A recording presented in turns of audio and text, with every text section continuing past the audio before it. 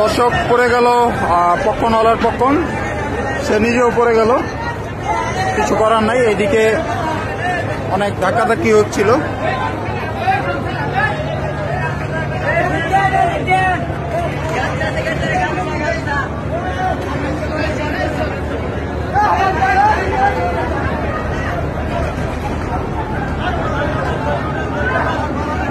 লোকটাকে গামছা দিয়ে ওঠানোর চেষ্টা চলতেছে।